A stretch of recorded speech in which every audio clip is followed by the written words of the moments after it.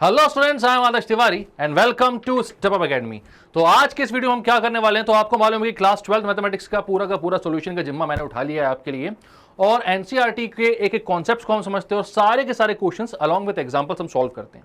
साथ ही में हम क्या करते हैं, most expected question from RD and RS जैसी अच्छी अच्छी जो बुक्स हैं उनसे सॉल्व करते हैं। And then MCQs, assertion, reason, case based questions भी करते हुए एक चैप्टर को पूरी तरीके से खत्म करते हैं। मतलब कि अगर आपने इस सीरीज को पूरा का पूरा फॉलो किया तो फिर आप ला सकते हैं मैथ्स में फुल मार्क्स। ठीक है, तो कहां तक पहुंच गए थे हम? तो हमने भाई रिलेशन समझ लिया था, फंक्शन समझ लिया था, उनसे रिलेटेड जितनी भी एक्सरसाइज है वो सॉल्व कर ली थी एनसीईआरटी की। अभी एनसीईआरटी पर आगे आरडी और आरएस के भी सारे क्वेश्चंस करेंगे हम। और अब हम आ चुके हैं मिसलेनियस एक्सरसाइज पर। तो आपको मालूम है कि जो पोर्शन है वो काफी आपका कट शॉर्ट हो गया है, कई सारी चीजें जो है वो हटा दी गई हैं। तो हम जो डिलीटेड पोर्शन है उसको हटाकर जो आने वाला पोर्शन है आपका एग्जाम में उन पर ही फोकस करते हुए चल रहे हैं सीरीज में।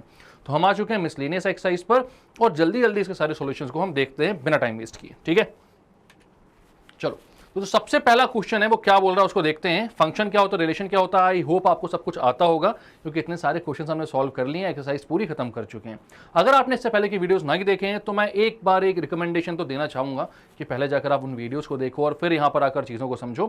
बट अगर आपका मन कर रहा है कि नहीं, उनको नहीं देखना है, पहले इसी से समझने की कोशिश करते हैं, तो भी आप समझ लोगे। मैं सारी चीजें आपको डिटेल में एक्सप्लेन करता हुआ चलूंगा। ठीक है, चलो।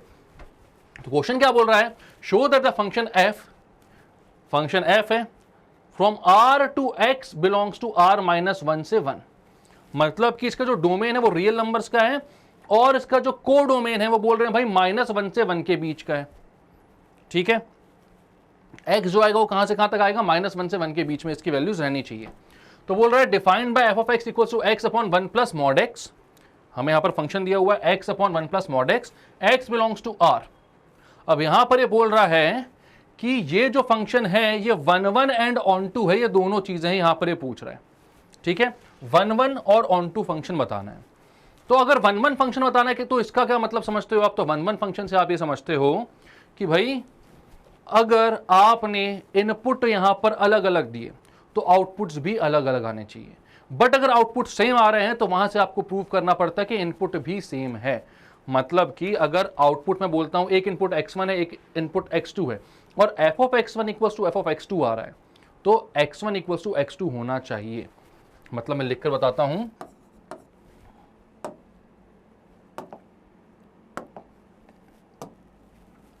अगर f of x1 equals to f of x2 आ रहा है, मतलब कि दो आउटपुट सेम आ रहे हैं और यहां पर इनपुट्स x1 और x2 दिख रहे हैं, तो इसको अगर 1 1 होना है तो x1 इक्वल्स टू x2 होना चाहिए।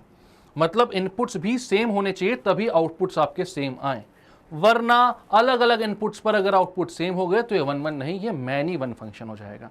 मतलब x1 और x2 इक्वल नहीं थे बट फिर भी उनके आउटपुट सेम आ गए तो एक मैनी 1 फंक्शन हो जाएगा, 1 1 नहीं रहेगा। बात समझ में आ रही है आपको? और अगर आपको यहां पर ये प्रूव करना है कि ऑन टू फंक्शन है, ठीक है, ये क्या किसका केस हो गया? तो ये हो गया भैया 1 1 का केस। और अगर आपको ऑन टू प्रूव करना है तो भाई अगर आपने को डोमेन और रेंज को इक्वल प्रूव कर दिया तो ये हो जाएगा आपका ऑन टू फंक्शन। ठीक है, तो को डोमेन इक्वल्स टू अगर आपने रेंज कर दिया तो ये ऑन टू फंक्शन हो जाएगा। और 1 1 कब होगा? जब आपने आउटपुट्स इक्वल किए और इनपुट भी इक्वल आ गए। ठीक है, हमेशा याद रखना कि फंक्शन में f ऑफ x1 और f ऑफ x2 को इक्वल पुट करना, कैंसिल आउट करते रहना चीजों को। अगर आप यहां तक पहुंच रहे हो तो 1 1 है, यहां तक नहीं पहुंच रहे हो और x1 अगर x2 के इक्वल नहीं आ पा रहा है तो 1 1 नहीं है, मैनी 1 है। ठीक है, एक मिनट दीजिएगा बस, पवन जी ने सेटिंग थोड़ी अच्छी नहीं की थी आज, तो अपन ने इसी की सेटिंग में ठीक कर ली है। चलो, तो अब क्या है, show that the function f from this, हमें 1 1 और ऑन टू बताना है। सबसे पहले तो भैया ये मॉड ऑफ x पर ध्यान दो। ठीक है, मॉड ऑफ x का मतलब क्या होता है? मैं बोलता हूं मॉड ऑफ x कैसा फंक्शन होता है, तो f of x equals to mod of x है। तो मॉड ऑफ x जो होता है वो क्या होता है? तो ये होता है भाई आपका -x for x less than 0 and +x for x greater then और इक्वल टू 0। ठीक है, ये पता है आपको कि जब भी x लेस देन 0 होगा तो मॉड ऑफ x हो जाएगा -x के इक्वल, और जब भी x ग्रेटर देन 0 होगा तो मॉड ऑफ x हो जाएगा x के इक्वल, पॉजिटिव x। मतलब किसी भी केस में ये हमें जो वैल्यू यील्ड करता है, बाहर जो निकाल कर देता है वो पॉजिटिव ही देता है। पॉजिटिव कैसे देता है आप सोचोगे? मान लो x लेस देन 0 में -1 पुट करता हूं, फंक्शन हो गया माइनस का x, एक माइनस तो पहले से लगा हुआ है और x की वैल्यू में -1 डालोगे तो माइनस इंटू माइनस क्या हो जाएगा प्लस, इसलिए मैं बोलता हूं कि मॉड ऑफ x हमेशा कैसी वैल्यू देता है प्लस।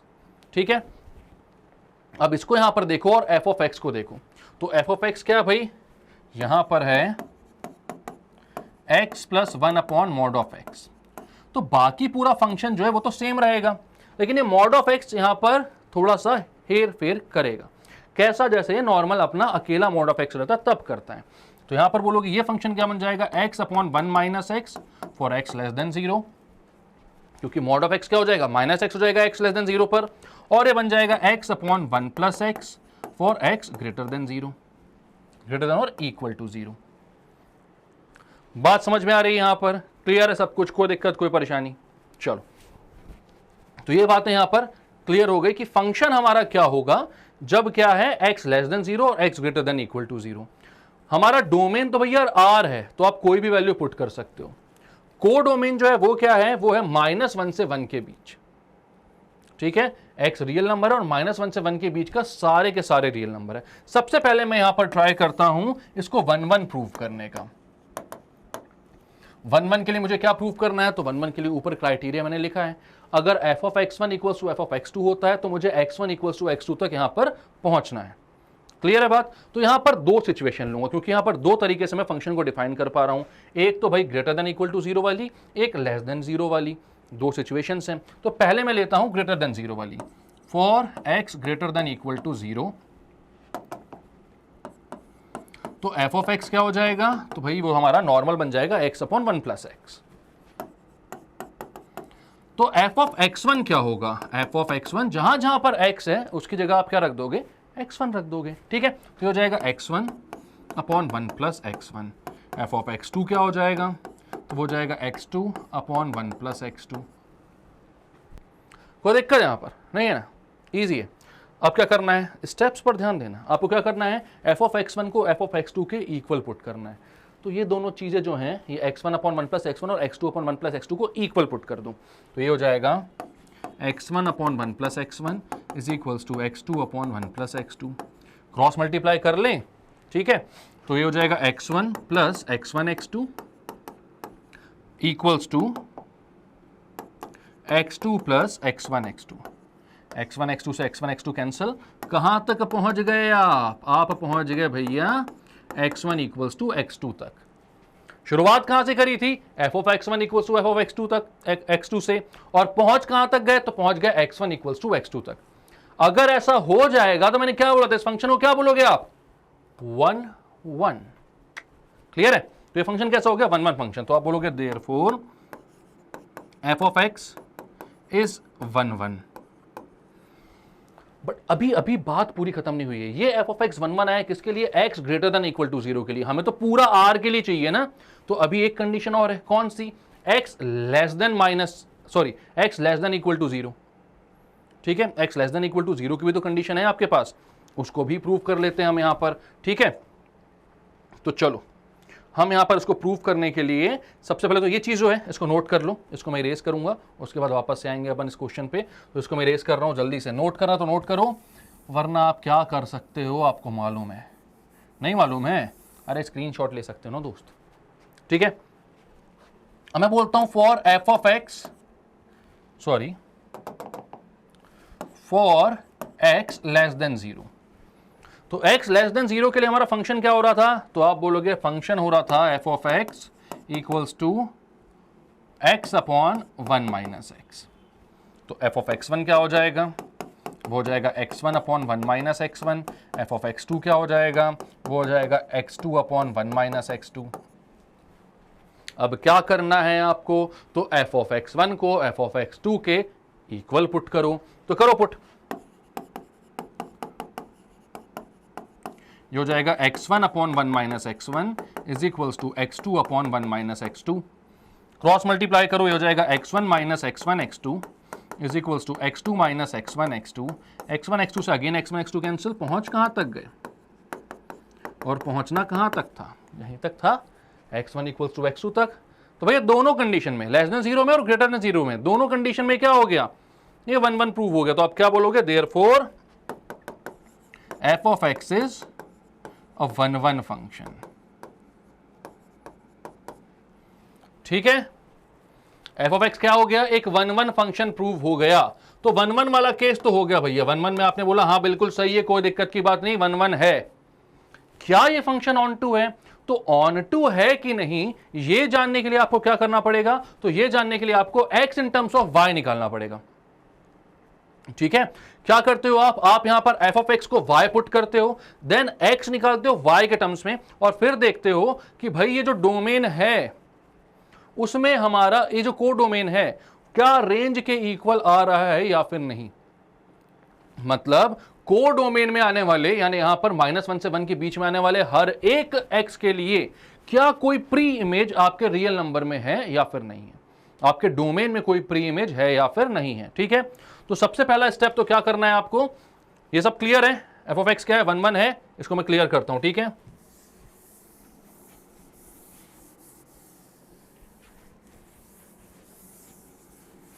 ऑन टू के लिए आपको देखना पड़ेगा।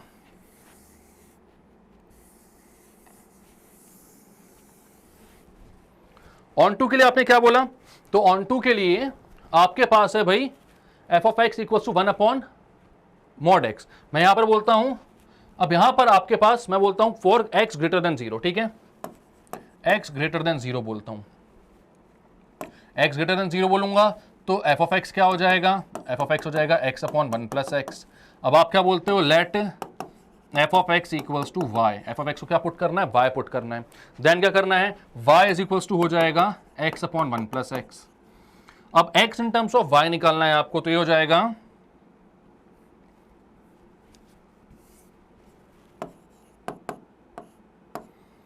1 plus x into y is equals to x. आप मल्टीप्लाई करो, y plus x y is equals to x. ठीक है, यहां से आप क्या करोगे, x वाले को उधर भेजो, तो x minus x y is equals to y, x common निकालो, 1 minus y is equals to y, आप बोलेंगे x equals to y upon 1 minus y. x की जो वैल्यू वो क्या है, y अपॉन 1 माइनस वाई है। अब यहां पर आप बोलोगे कि y की जो वैल्यू है वो कहां से कहां तक आ रही है, तो y की वैल्यू आपकी -1 से 1 के बीच की रहेगी, क्योंकि कोडोमेन तो वही है भाई। ठीक है, कोडोमेन क्या है, -1 से 1 के बीच का। यहां पर हम देखते हैं कि y अपॉन 1 माइनस वाई की वैल्यू जो है वो कहां से कहां तक आ सकती है। आपकी बात समझ में आ रही है आपकी। आपको यह देखना है कि भैया x की वैल्यू जो है वो क्या है, y अपॉन 1 माइनस वाई है। तो देखना यह होता है भाई कि क्या किसी भी वैल्यू ऑफ y के लिए x जो है वो अपना डोमेन छोड़ता है क्या, मतलब r के अलावा कुछ वैल्यू आएगी क्या। तो y की वैल्यू भैया -1 से 1 के बीच में है, कुछ भी वैल्यू पुट कर दो, x एक रियल नंबर रहेगा, x एक रियल नंबर रहेगा ना, तो भैया यहां पर x जो है वो हमेशा एक रियल नंबर रह रहा है। तो आप बोलोगे कि for any y x belongs to r ही है, और y की वैल्यू यहां पर 0 से 1 के बीच की पुट करोगे आप, तो x कितना रहेगा भाई बता दो आप। तो यहां पर अगर आप यहां पर पुट करते हो y इज इक्वल्स टू 1, तो x क्या हो जाएगा, x हो जाएगा अनडिफाइंड।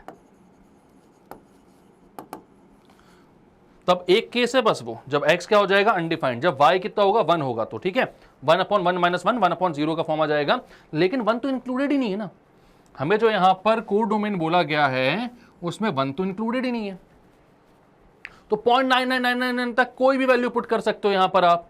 तो यहां पर आप y की कोई भी वैल्यू पुट करो, x रियल ही रह रहा है, तो आप क्या बोलोगे, फॉर y बिलोंगिंग टू -1 से 1, या अभी रुक जाओ, अभी अपन ने एक देखा है ना, कुछ और अंडू भी हो गया क्या, हाँ ठीक है, अपन ने एक देखा कौन सा, x ग्रेटर देन 0 वाला, x लेस देन 0 वाला भी देख लेते हैं।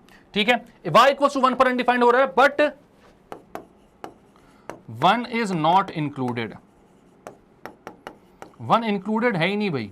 तो y तो 1 हो ही नहीं रहा है, वो तो हमने देख लिया फिर भी रखकर, y 1 हो ही नहीं रहा है। ठीक है, अब मैं बोलता हूं फॉर x ग्रेटर देन 0 देख चुके, ग्रेटर देन इक्वल टू 0 लिख लो इसको, x लेस देन 0 देखता हूं मैं, तो f ऑफ x क्या हो जाता है, इसके लिए आपको पता ही हो जाता है x अपॉन 1 माइनस एक्स। ठीक है, अब यहां पर अगर आप y के इक्वल रखोगे इसको, तो ये कितना हो जाएगा, y minus x y is equals to x, cross multiply किया, x को वहां भेजता हूं मैं, तो ये हो जाएगा x plus x y is equals to y, x common निकालो, 1 plus y is equals to y, x की वैल्यू हो जाएगी y अपॉन 1 प्लस वाई। अब लेस देन 0 वाली कोई भी वैल्यू यहां पर देख लो भैया, y की जगह पुट करके, x क्या रियल नहीं रहेगा, तो आप बोलोगे x तो भाई हर केस में रियल है, तो आप बोलोगे x belongs to r for every y belonging to, कहां से कहां तक, y बिलोंगिंग टू -1 से 1। ठीक है, तो y जब भी -1 से 1 के बीच में है, x जो है वो क्या है, रियल ही रह रहा है।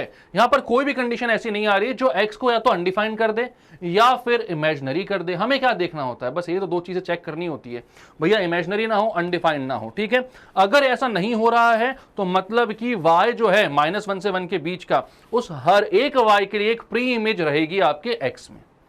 तो आपने क्या बोल दिया, therefore f of x is on to.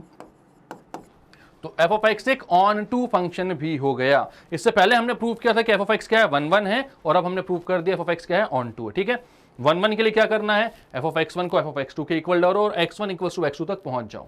ये 1 1 हो गया, और कोडोमेन और रेंज को इक्वल प्रूव कर दो। ये क्या होता है, ऑन टू होता है। या फिर आपको क्या करना होता है एक्चुअल में, इसमें f ऑफ x को y पुट करो, then x in terms of y निकालो। ठीक है, क्या किया, f ऑफ x को y पुट किया, x in terms of y निकाला। उसके बाद ये देखो कि y की किसी भी वैल्यू के लिए क्या x इमेजिनरी या अनडिफाइंड हो रहा है क्या, तो आप बोलोगे नहीं हो रहा है किसी भी वैल्यू के लिए। जो भी डोमेन में है, मतलब जो भी कोड डोमेन है उसमें जो भी y है, उसकी किसी भी वैल्यू के लिए अगर x इमेजिनरी या अनडिफाइंड नहीं हो पा रहा है, मतलब x अपने डोमेन को बिलोंग कर रहा है, तो मतलब कि जो फंक्शन है ऑन टू है। बात क्लियर है, तो आपने यहां पर बोल दिया कि फंक्शन कैसा है, ऑन टू है। चलो चलते हैं नेक्स्ट क्वेश्चन पे। तो क्या बोल रहा है, show that the function r to r, मतलब फंक्शन f from r to r है, दोनों रियल हैं भैया, domain codomain, f of x क्या है, x क्यूब है, इंजेक्टिव बताना है बस, मतलब 1 1 बताना है। यार ये क्वेश्चन तो करने की जरूरत ही नहीं होनी चाहिए, इतना आसान क्वेश्चन, सिर्फ 1 1 फंक्शन बताना है आपको। तो आपने बोला ठीक है, f ऑफ x क्या है, x क्यूब है, तो f ऑफ x1 क्या हो जाएगा, वो हो जाएगा x1 का क्यूब, f ऑफ x2 क्या हो जाएगा, तो वो हो जाएगा x2 का क्यूब, दोनों को इक्वल कर दो, x1 cube is equal to x2 cube. अगर दो नंबर्स के क्यूब इक्वल है ना, तो भाई उनका जो रूट वाले नंबर होंगे वो भी इक्वल होंगे। ये बात आप स्क्वायर में नहीं बोल सकते। क्यों नहीं बोल सकते, मैं आपको थोड़ा सा बताता हूं।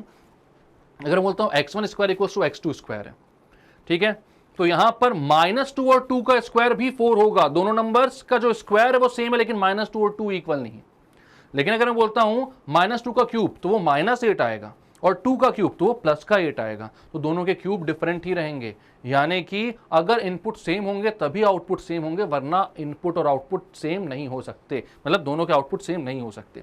यहां पर आप बोलोगे अगर क्यूब वाला केस है, जितनी भी ऑड पावर्स हैं वो 1 1 फंक्शन हो जाएंगी, जितनी भी इवन पावर्स हैं वो मैनी वन फंक्शन रहेंगी। ठीक है, r टू r की बात कर रहा हूं। अगर ये n टू n हो जाएगा, नेचुरल नंबर्स मतलब नेगेटिव नंबर्स को आप काउंट ही नहीं कर रहे, सॉरी सॉरी अगेन, तब सारे ही जो फंक्शंस हैं वो 1 1 हो जाएंगे। ठीक है, तो यहां पर आप क्या बोलोगे, x1 equals to x2, therefore f of x is injective.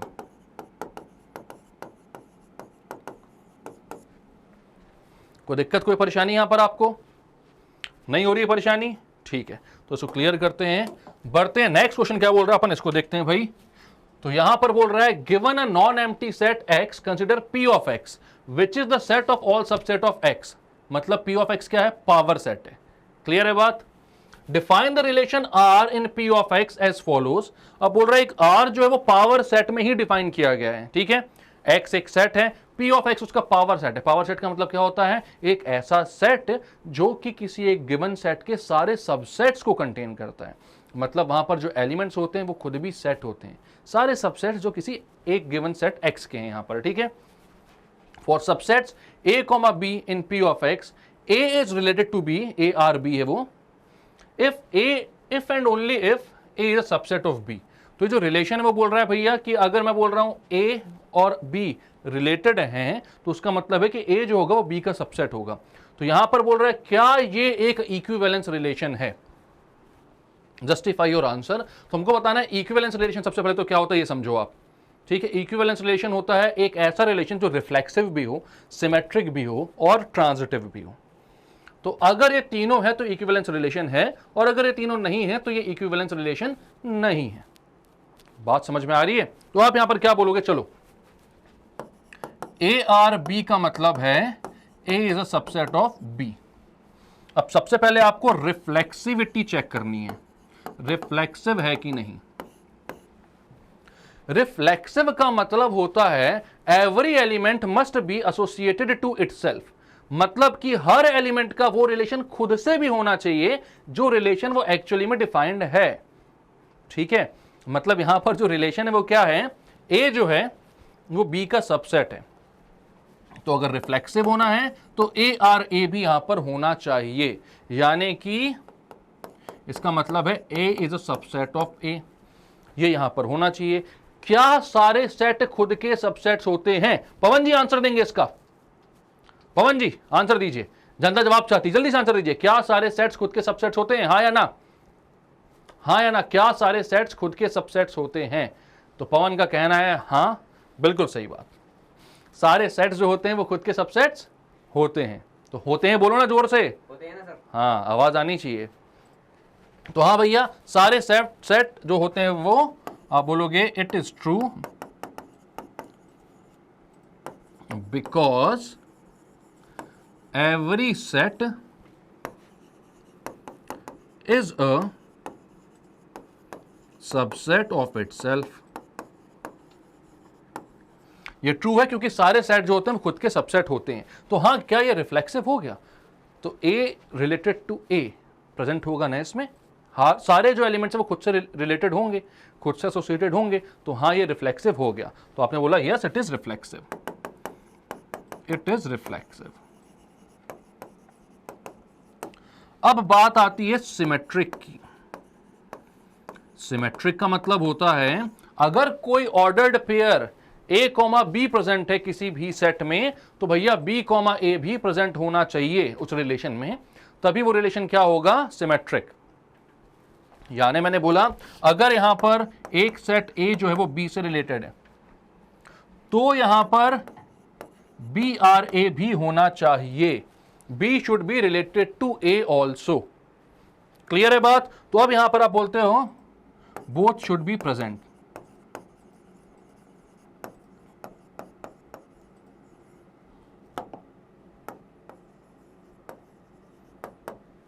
अब आपने यहां पर बोला ए आर बी का मतलब है A is a subset of B, B R A का मतलब है B is a subset of A. अगर ए बी का सबसेट है तो क्या बी ए का सबसेट होगा? हो सकता है, लेकिन वो सिर्फ तब का केस होगा जब दोनों ही सेट्स इक्वल होंगे।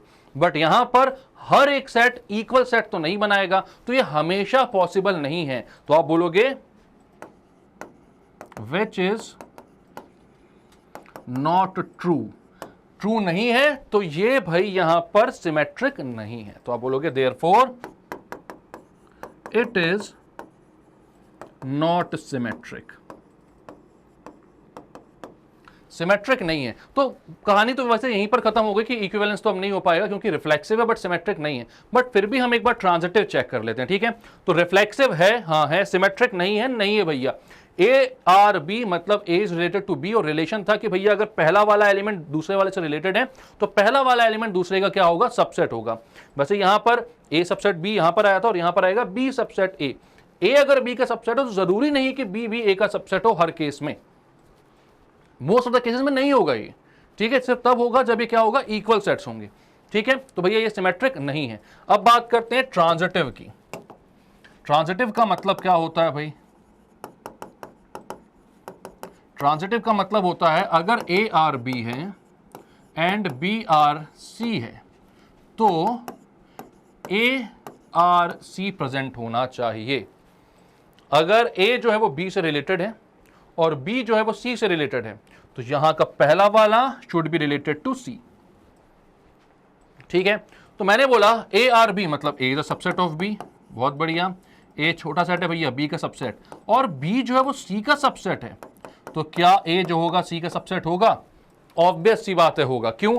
ए के सारे एलिमेंट्स बी में आ रहे हैं और बी के सारे एलिमेंट्स सी में आ रहे हैं, तो ये ऑब्वियस है ना कि ए के भी सारे एलिमेंट्स सी में आएंगे, सी सबसे बड़ा सेट हो गया, तो ये क्या हो गया, ट्रू हो गया। तो आप बोलोगे देयरफॉर इट इज ट्रांजिटिव, ठीक है, दिस इज ट्रू। तो ये क्या हो गया, ट्रांजिटिव हो गया। बात क्लियर है, कोई दिक्कत कोई परेशानी यहां पर आपको? तो आपने क्या बोला कि भैया ये ट्रांजिटिव है, ये रिफ्लेक्सिव था, सिमेट्रिक नहीं है और ट्रांजिटिव है। क्लियर है? अब सवाल आता है इक्विवेलेंस है क्या, तो वो मैंने पहले ही बोल दिया भैया, तीनों होगा तब इक्विवेलेंस होगा, दो हो रहा है एक नहीं हो रहा है तो इक्विवेलेंस नहीं है। तो this relation is not an equivalence relation. Clear हो गई बात? नेक्स्ट क्वेश्चन पे चलते हैं, क्या बोल रहा है देखते हैं जल्दी से। तो यहां पर क्या बोल रहा है, find the numbers of all onto functions from the set 1 2 3 and to itself. ठीक है भाई, सबसे पहली बात, कभी भी अगर आपको किसी सेट का इटसेल्फ से ना, मतलब ए टू ए का एक यहां पर आपको फंक्शन बनाना है और आपको बोल रहा है ऑन टू फंक्शन निकालना है, तो भाई अगर ए से ए का ही फंक्शन है, डोमेन को डोमेन दोनों ए हैं, तो बेझिझक यहां पर लिख देना जितने नंबर ऑफ यहां पर एलिमेंट्स होंगे उसका फैक्टोरियल। चला क्यों नहीं भाई, उसका फैक्टोरियल। ठीक है, तो इसका जो आंसर आएगा बेझिझक आप n फैक्टोरियल लिख देना। क्लियर है बात?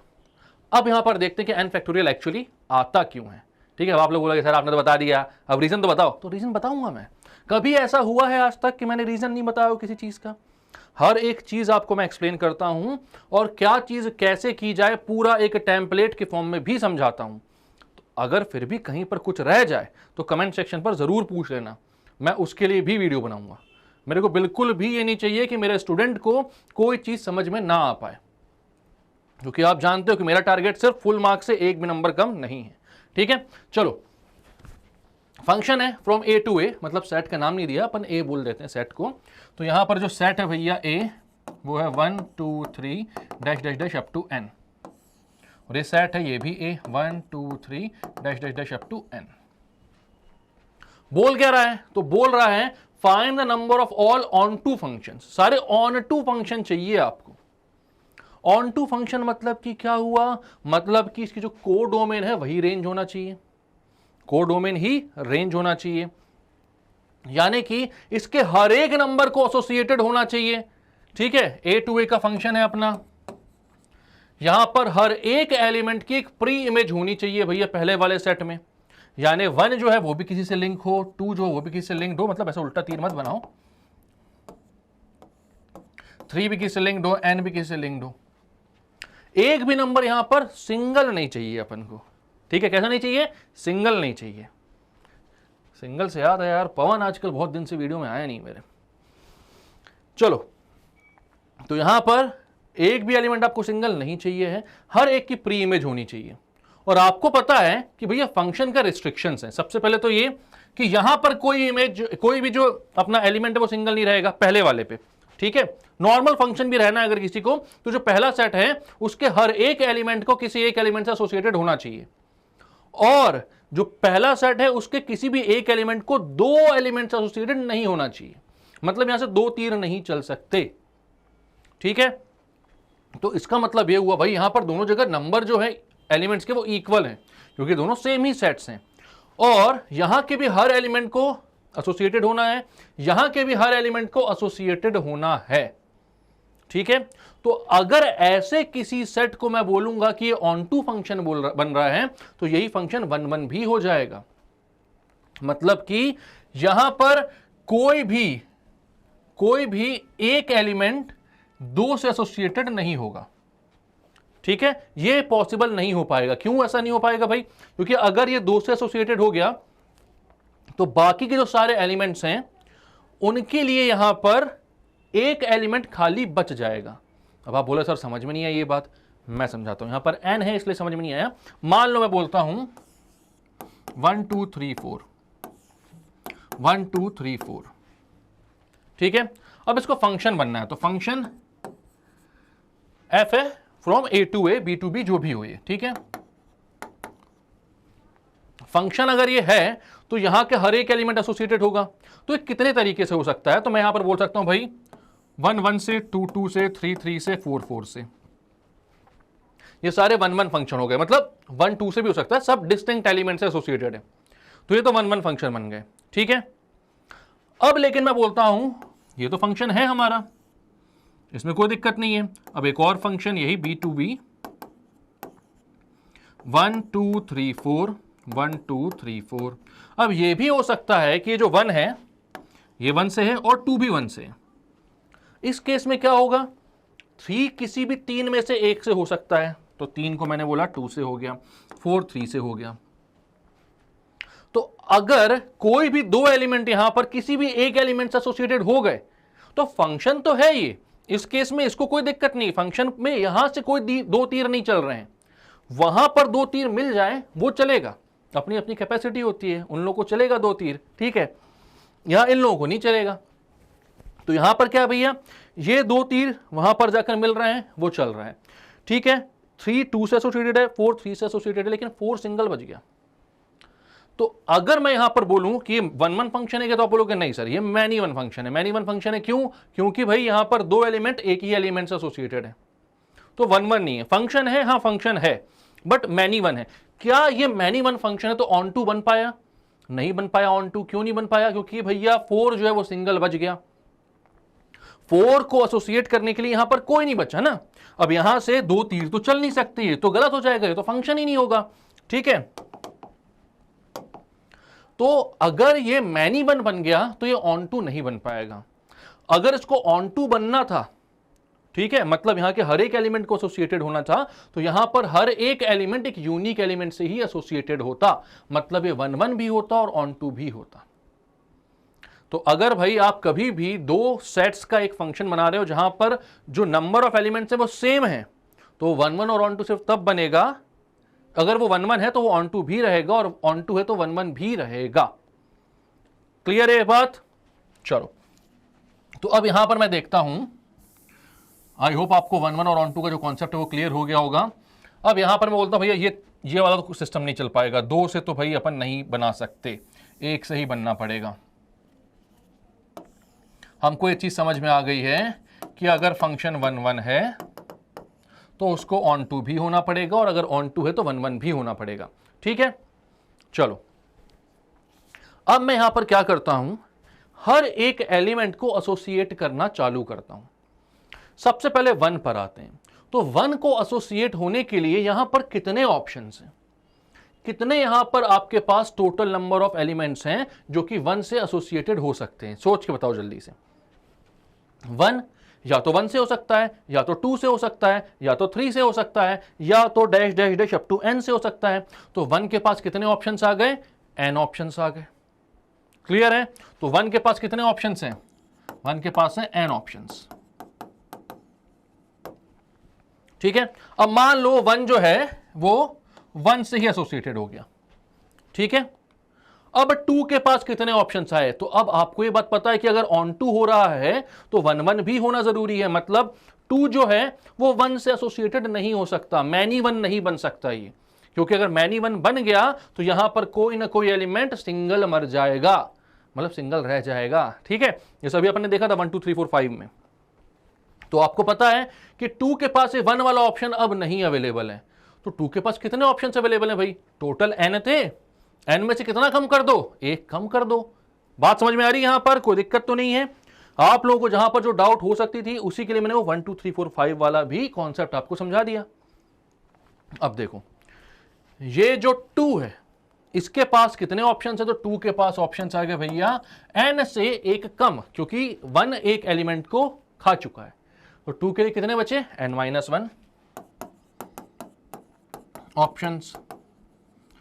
3 पे आ जाओ भाई, 2 मान लो अब फिर 2 से ही एसोसिएट हो गया, आप चाहो तो 3 से भी करवा दो, वहां पे अपन सिंपल लेकर चल रहे हैं 1 1 2 2, ठीक है।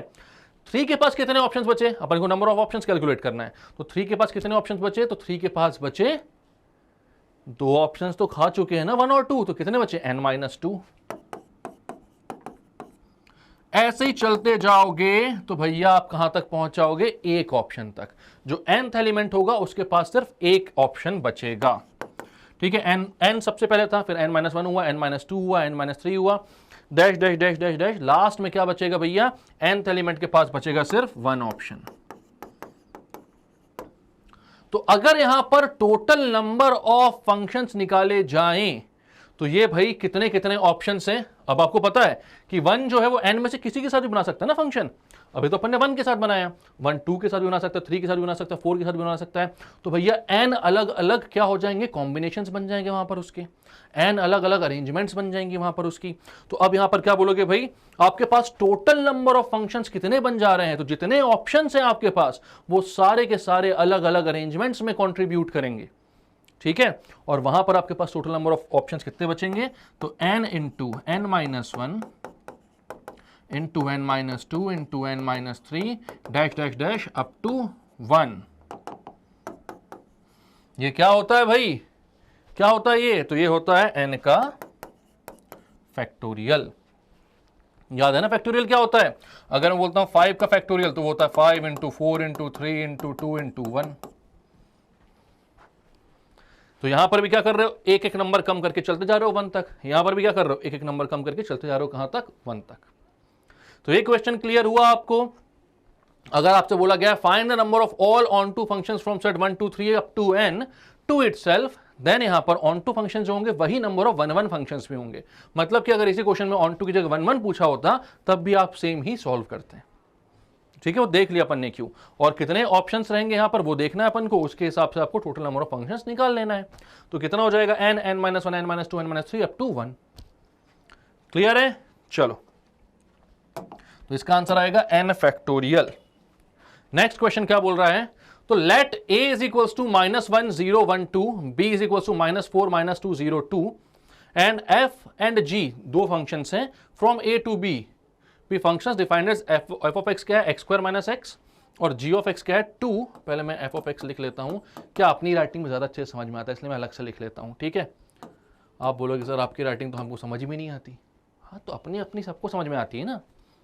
चलो g ऑफ x क्या हो जाएगा, तो 2 मॉड ऑफ x, ओए होए होए ये तो x ही इतना गंदा बना लिया कि मेरे को नहीं समझ में आया, माइनस 1,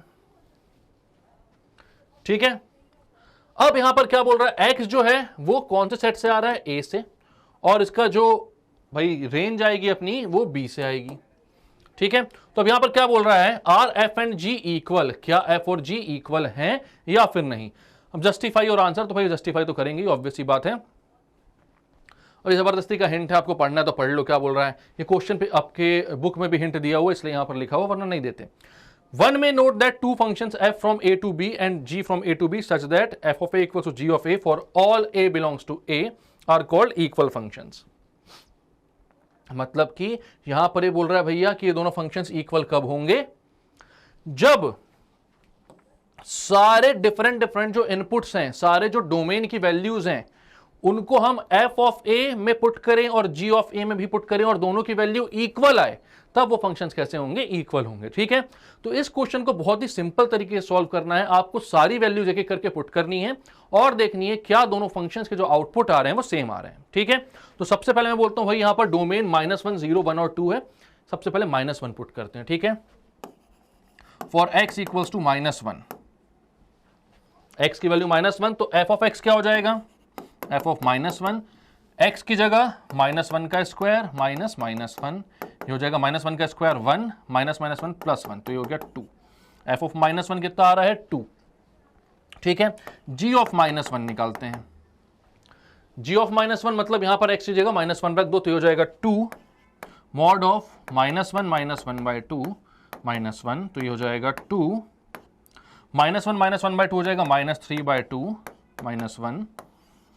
तो भाई ये माइनस 3 बाई 2 जब मॉड से बाहर निकलेगा तो प्लस का 3 बाई 2 हो जाएगा और 2 से 2 कैंसिल, तो g ऑफ माइनस 1 कितना आएगा 2 इंटू 3 बाई 2 माइनस 1, 3 माइनस 1 हुआ 2।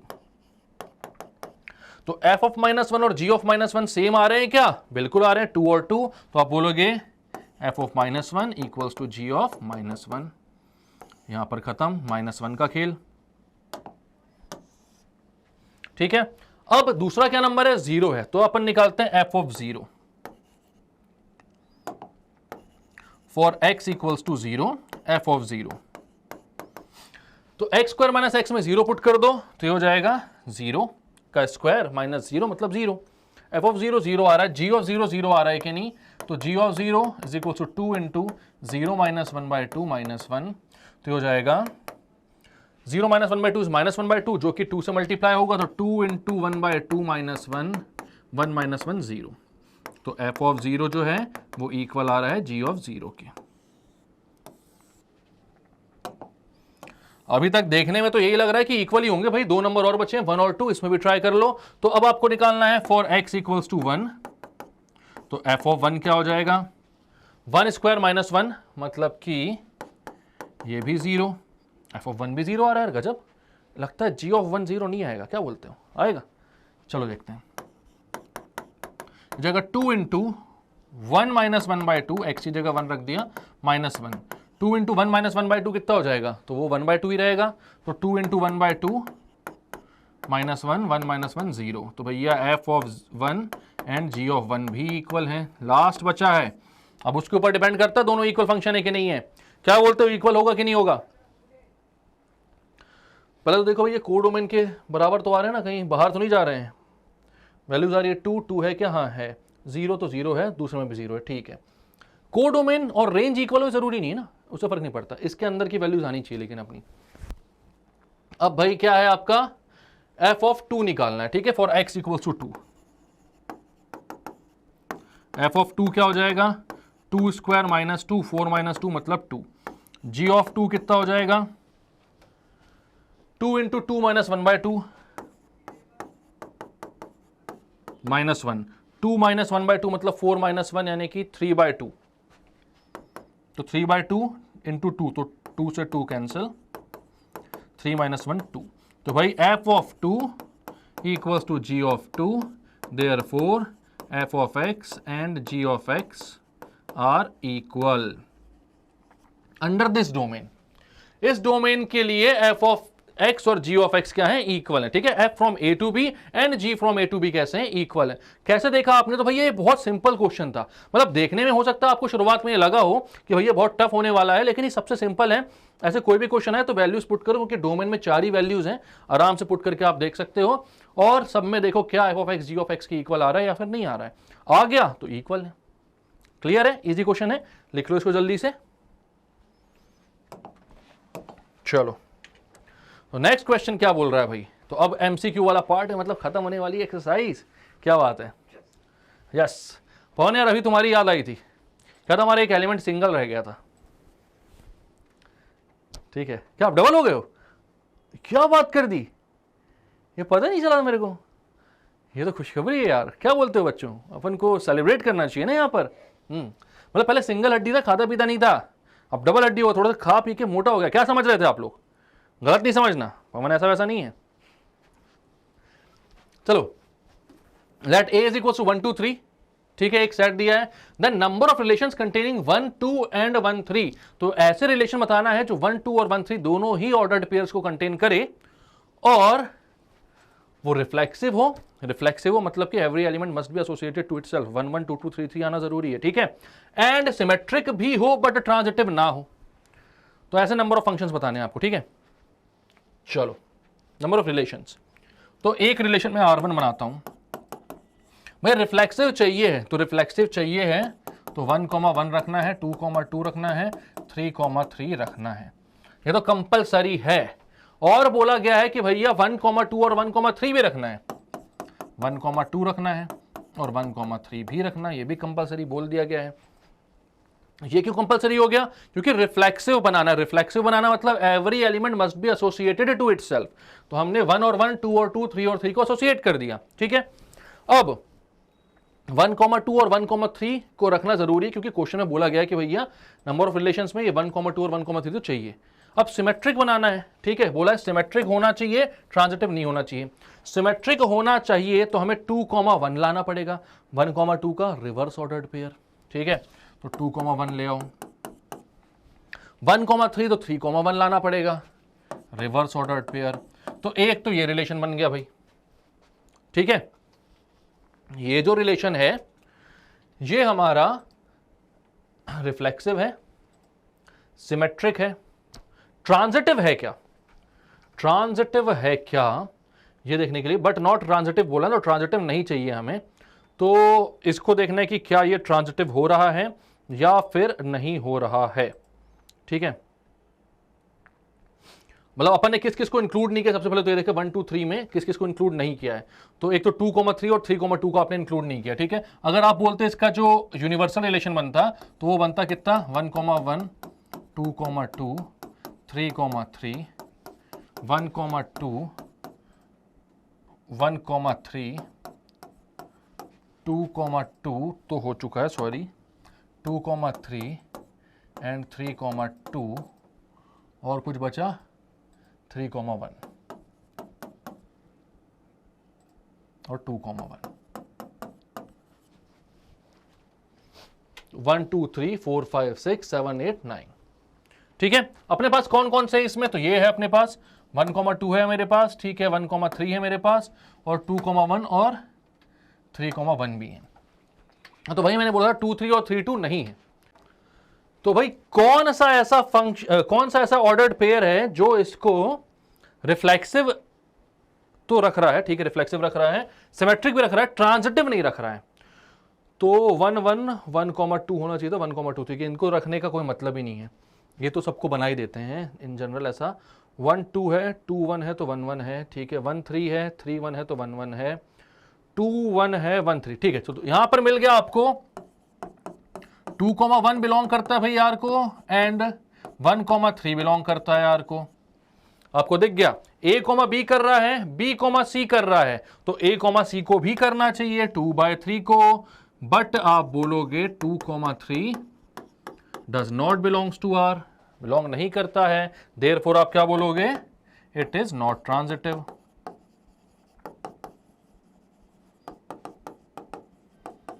ठीक है, अब हमने यहां पर सब कुछ इंक्लूड कर लिया है, दो ऑर्डर्ड पेयर बचे हैं 2 3 और 3 2।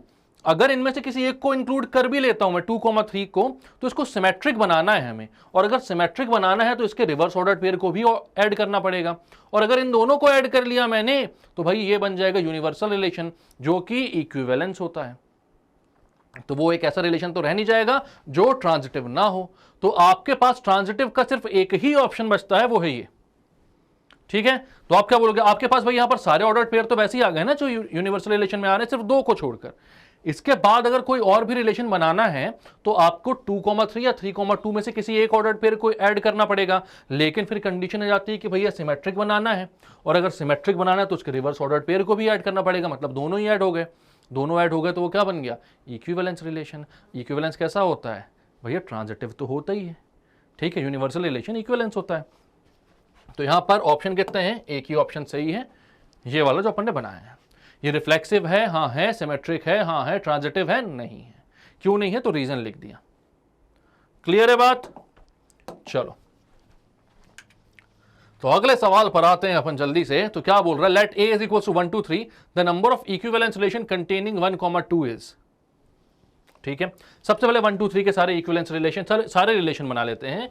तो ये हो जाएगा यूनिवर्सल रिलेशन 1,1 2,2 3,3, इक्विवेलेंस को तो ऐड कर दिया। इसके बाद 1,2 2,1 2,3 3,2 1,3 3,1, टोटल 9 एलिमेंट्स हो गए। ठीक है, ये हो गया आपका यूनिवर्सल रिलेशन। अब यहां पर मतलब Cartesian product A cross B, R जो हमको बोल रहा है वो बोल रहा है ऐसा रिलेशन बनाना जो इक्विवेलेंस हो, ठीक है, और 1,2 को कंटेन करे। तो इक्विवेलेंस से मतलब रिफ्लेक्सिव भी होगा, हर एलिमेंट खुद से एसोसिएटेड होगा, सिमेट्रिक भी होगा, उल्टा सीधा एक समान, मतलब हर एक ऑर्डर का रिवर्स ऑर्डर पेयर भी आ रहा होगा, और ट्रांजिटिव भी होगा, मतलब A, B आ रहा है तो B, C भी और A, C भी आए। बात क्लियर है आपकी, चलो ये अपने आप कुछ का कुछ हुआ यहां पर, ओके। यहां देख रहे हैं आप, आपको दिख पा रहा है क्या, अंडू पर बैठ गई मक्खी रानी। भाई अंडू कर दिया उसने, देख तो यार, लाओ काला पीला नीला हिट जो भी लाना है खत्म करो इसको यार, ये हमारी मेहनत मिटा देंगी ये लोग। मुझे आवाज आई, मुझे लगा पवन कुछ कर रहे हैं बैठे बैठे, बुलबुले निकाल रहे हैं, मतलब ऐसी आवाज आई। पर तो मक्खी ने जादू दिखा दिया था यहाँ पर, A क्रॉस B मिटा दिया था मेरा, गजब है, एकदम सही जगह जाके बैठती। मेरे साथ एक बार और हो चुका है, डिलीट पर बैठ गई थी खत्म कर दिया भाई ने। चलो तो A क्रॉस B ये आ गया। हम बोलते हैं रिलेशन चाहिए अपन को R, रिफ्लेक्सिव चाहिए है तो 1 1 2 2 3 3 ये तो होनी चाहिए। और बोला एक ऑर्डर्ड पेयर 1, 2 को कंटेन करो, तो 1, 2 को कंटेन करवाओ। तो सिमेट्रिक बनाना है तो इसका हमें रिवर्स भी चाहिए, 1, 2 चाहिए तो 2, 1 भी चाहिए। और अब ये जो रिलेशन बन रहा है ना, ये यार आपका ट्रांजिटिव भी है, ठीक है। देख लो 1 1 आ रहा है तो 1 2 आ रहा है, ठीक है। A, B, B, C, मतलब यहां पर 1 पे खत्म हो रहा है, यहां पर 1 से शुरू हो रहा है, तो 1, 2 आना चाहिए था, तो 1, 2 तो यही है, और कोई 1 से स्टार्ट नहीं हो रहा। 2, 2 आ रहा है, 2, 1 आ रहा है, तो 2, 1 आना चाहिए था, वो भी है। 3, 3 कोई 3 से स्टार्ट हो ही नहीं रहा है। तो भाई ये क्या है, ये एक इक्विवेलेंस रिलेशन है, ठीक है।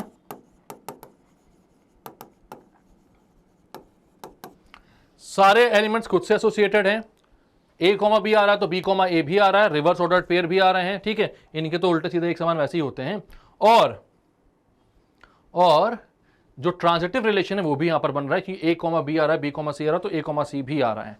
अब हम देखते हैं कि इसके अलावा हमारे पास क्या ऑप्शन है।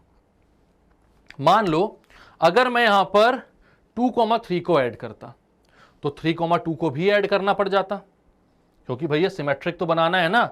2, 3 को ऐड करता तो 3, 2 को ऐड करना पड़ जाता। अब यहां पर 1, 2 पहले से है और 2, 3 मैंने ऐड कर लिया, ठीक है। इक्विवेलेंस बनाना है तो आपने देखा यहां 2 से खत्म हो रहा है, 2 से चालू हो रहा है, तो इसका पहला और इसके लास्ट को भी बनना चाहिए ट्रांजिटिव होने के लिए। तो 1, 3 चाहिए था, तो 1, 3 भी ऐड कर लेता। और अगर 1, 3 ऐड करता तो 3, 1 भी ऐड करना पड़ता, क्योंकि सिमेट्रिक भी बनाना है, तो सारे ही ऐड हो जाते। तो यहां पर दो इक्विवेलेंस रिलेशन बन सकते हैं, एक तो मैंने बनाया R1 और दूसरा ये है आपका R2 जो कि है इक्विवेलेंस रिलेशन। क्योंकि इसके बाद अगर आपने एक भी ऑर्डर्ड पेयर ऐड किया तो इक्विवेलेंस बनाने के लिए उसको बाकी के ऑर्डर्ड पेयर भी ऐड करने पड़ जाएंगे। तो यहां पर total number of equivalence relation कौन सा होगा, एक तो भैया यूनिवर्सल रिलेशन जो कि होता ही है, और दूसरा कौन सा, तो दूसरा आपका जो आपने बनाया अभी आपके सामने वो। क्लियर है बात। तो चलो यहां पर आप टिक करोगे बी नंबर के ऑप्शन को। तो यहां पर करते हैं बात खत्म, चलते हैं आगे। और इसी के साथ आपकी मिसलेनियस एक्सरसाइज भी जो ना वो खत्म हो गई पूरी। आपको पता है रिड्यूस सिलेबस ही हम यहां पर कर रहे हैं, जो आपके एग्जाम्स में आने वाले हैं, मतलब जो डिलीटेड पोर्शन है उसको हम यहां पर नहीं कर रहे हैं। अगर फिर भी आपको लगता है कि डिलीटेड पोर्शन कुछ पार्ट पढ़ना है, कमेंट सेक्शन पर लिख दो, मैं वो भी बना दूंगा आपके लिए, क्योंकि हमको तो सब आता है, कोई टेंशन नहीं है ठीक है। लेकिन हम वो पढ़ा रहे हैं जो एग्जाम में आता है। आपकी नई वाली एनसीईआरटी के हिसाब से सारा का सारा जो रिलेशन एंड फंक्शन है वो हमने खत्म कर दिया है, including all the examples also, ठीक है। सारे कॉन्सेप्ट्स भी हमने करवाए हैं, और इसके बाद भी हम यहां पर रुक नहीं रहे हैं। आरडी शर्मा के कुछ most expected questions, RS Agarwal के कुछ मोस्ट एक्सपेक्टेड क्वेश्चंस के साथ मैं नेक्स्ट वीडियो में आपके सामने आऊंगा, ठीक है। उसके बाद एमसीक्यूज असर्शन रीजन भी लेकर आऊंगा। तो अगर अच्छी लग रही है पूरी सीरीज तो लाइक करो यार, वीडियोस को सब्सक्राइब करो हमारे चैनल को, और शेयर करो अपने सारे फ्रेंड्स एंड रिलेटिव के साथ। और ऐसे ही वीडियोस हम आपके लिए बनाते रहेंगे, लेकिन आप लोग इतना सब कुछ करके बस मोटिवेट कर दो हमको, ठीक है। और कमेंट करके बात किया करो, जो भी डाउट आए 24/7 हम अवेलेबल हैं, ठीक है। तो मिलते हैं नेक्स्ट वीडियो में, तब तक के लिए bye bye, keep studying and take care.